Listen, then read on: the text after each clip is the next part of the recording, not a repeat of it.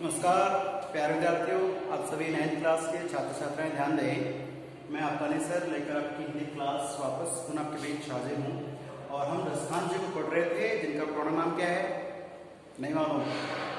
सैयद इब्राहिम के नाम से इनका नाम था और रस खान इनको उपाधि मिली, इसलिए रसखान हो गए हैं। ये मुस्लिम समुदाय में जन्म हुआ, लेकिन कृष्ण भक्त में बहुत अग्रणी रहे हैं। ठीक है, जो अपनी प्रेमिका सुजान को त्याग कर छोड़कर अनुरक्त उनसे विरक्त होकर भगवान श्री कृष्ण की भक्ति में प्रेम में उनमें मन लगाते हैं और ब्रज प्रदेश में जाके बस जाते हैं। वहां से रचना जो रचते हैं, जैसे प्रेम वाटिका है, सुजान प्रेम है, तो जो उस तरह से इन्होंने जो रचना रची है। तो ध्यान रखिए, रसखान जी पढ़ने जा रहे हैं। तो पहला जो हमारा सवैया है, क्या पढ़ रहे हैं? सवैये। तो पहला जो सवैया है इसको ध्यान से पूरा पढ़ना है। इस सवैये से पहले मैं थोड़ा सा बता दूं कि सवैये में भी और इस अर्थ में क्या है कि जो रसखान जी है ये अपनी भावनाओं को व्यक्त कर रहे हैं। किसके प्रति? भगवान श्री कृष्ण के प्रति। और क्या कह रहे हैं?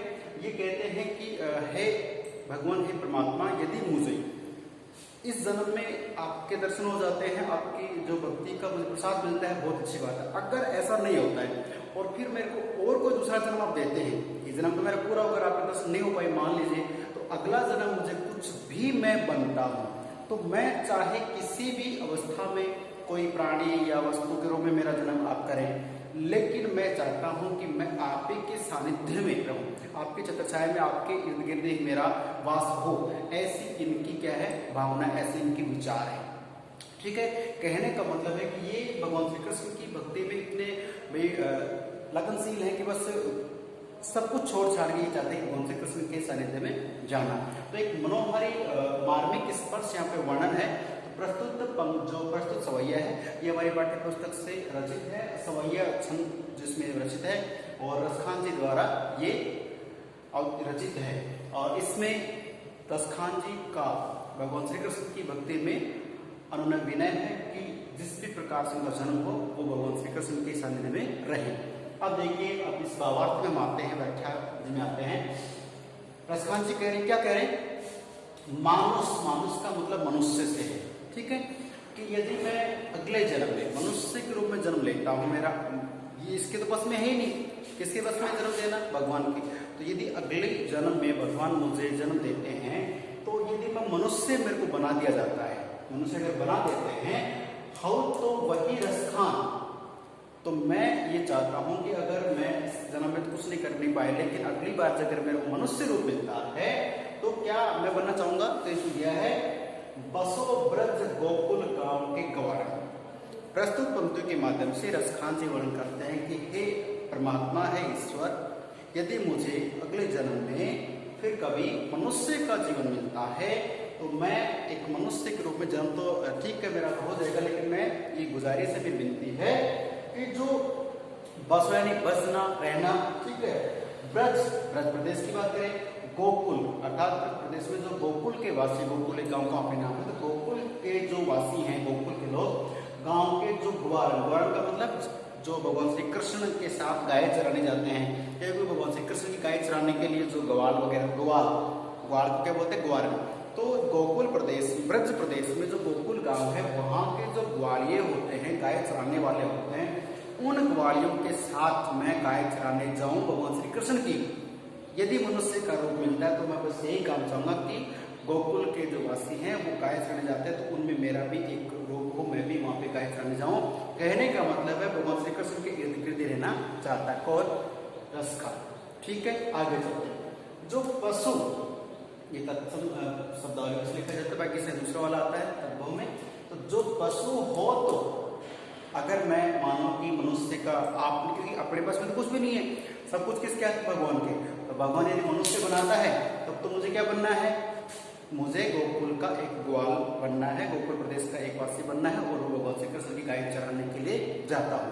लेकिन यदि पशु बन जाता है, भगवान ने मुझे भाई पुस्तक आगे पशु बना दिया, ठीक है, हमें तो पता नहीं क्या बनते हैं अगले जन्म में, तो पशु बना दिया तो क्या करना है इनको कि कहा बस।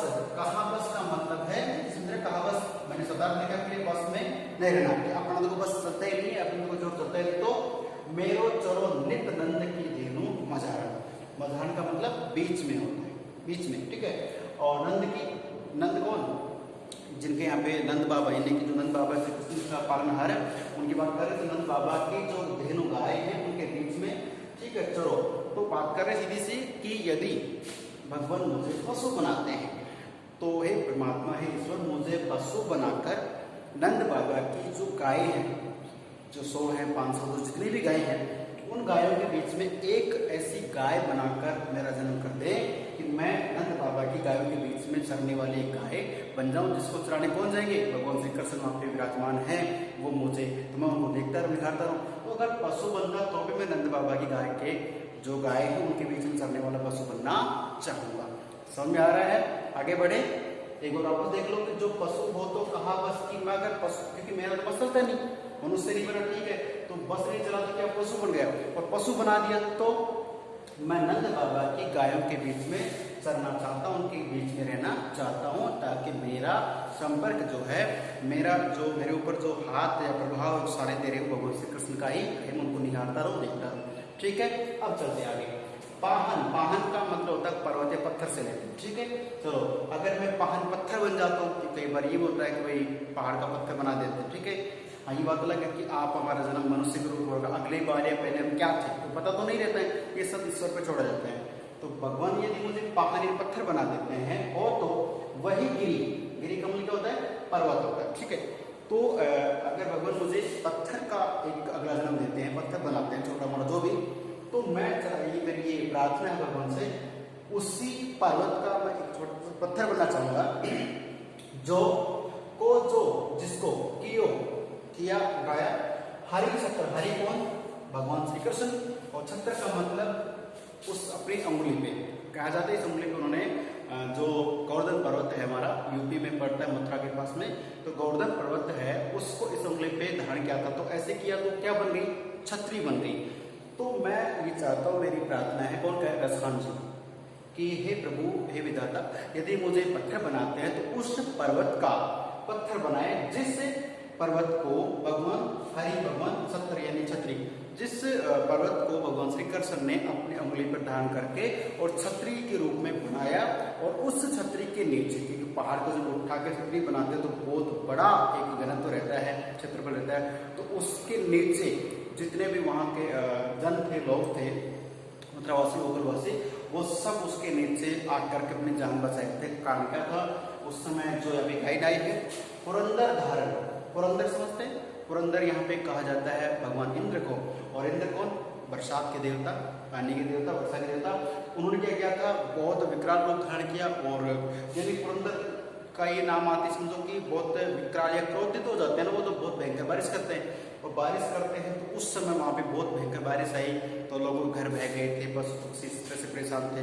तब भगवान श्री कृष्ण ने वहाँ के लोगों को उस बरसात से, इंद्र के प्रकोप से बचाने के लिए जो गोवर्धन पर्वत है उसको अपनी उंगली पे धारण किया था।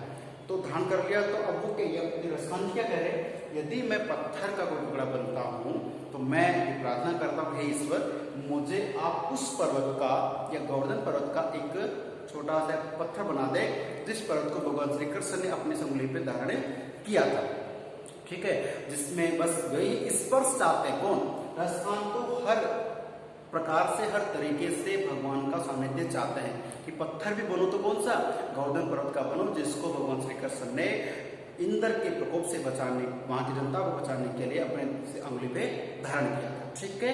अब बढ़ते आगे, जो खग हो, तो खग का मतलब क्या होता है, पक्षी।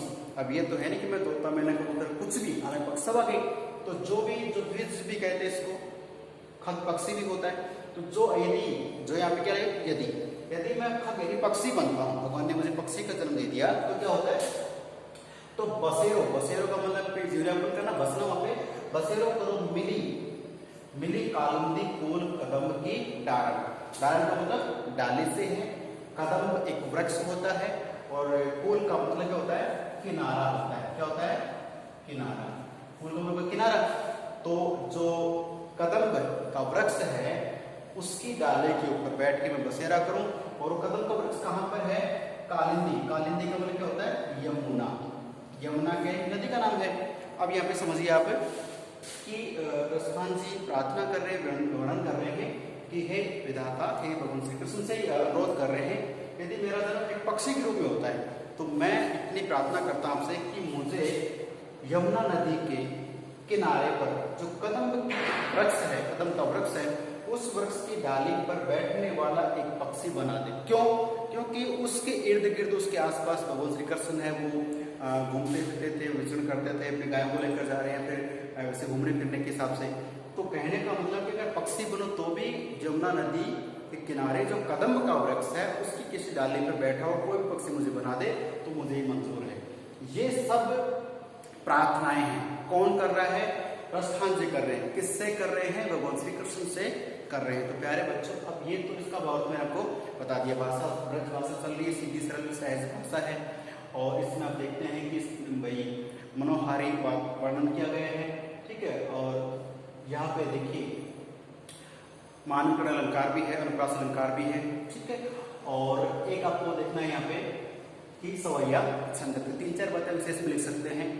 और ये भावार्थ मैंने आपके सामने पूरा प्रकट कर दिया है। शोर में आपको समझा दूं कि यदि मनुष्य बनना चाहते हैं रसखान जी तो वो नंद बाबा की गाय चराने मनुष्य बनते हैं तो नंद बाबा के जो गाय चराने वाले ग्वाल है वो बनना चाहते हैं। यदि पशु बनते हैं तो भी जो गोकुल के वासी हैं नंद बाबा की गाय चराते हैं तो उन गायों के बीच में गाय बनना चाहते हैं। और यदि पत्थर बनते हैं तो क्या चाहते हैं? गोवर्धन पर्वत का पुत्र बनना चाहते हैं, जिसको भगवान श्री कृष्ण ने वहां के वासियों को इंद्र के प्रकोप से बचाने के लिए धारण किया था। और यदि पक्षी बनते हैं तो भी यमुना नदी के किनारे जो कदम का वृक्ष है उसकी डाली पर बैठने वाले पक्षी बनना चाहते हैं। तो मैंने शॉर्ट में भी आपको बता दिया, लॉन्ग में भी आपको बता दिया, शब्दार्थ आपके सामने दिए हैं। अब मुझे लगता नहीं कि कोई समस्या आपको होगी।